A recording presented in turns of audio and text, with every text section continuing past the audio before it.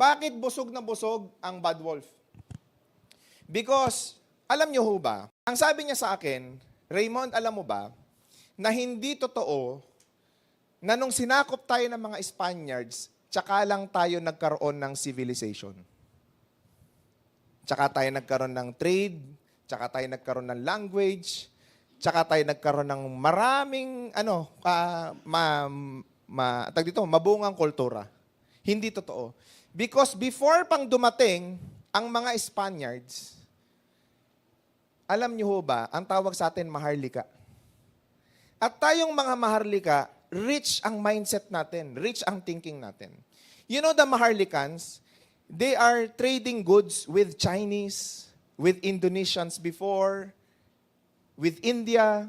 Okay na tayo eh. Nagfa-function tayo as a country before tayong makolonize ng Spaniards. Yun yung totoong istorya natin. We are rich. Alam niyo ho ba yung mga aliping sa gigilid noong araw, pagka tinahimo pala yung history, hindi talaga sila yung alipin na alipin. It's more like they are professional.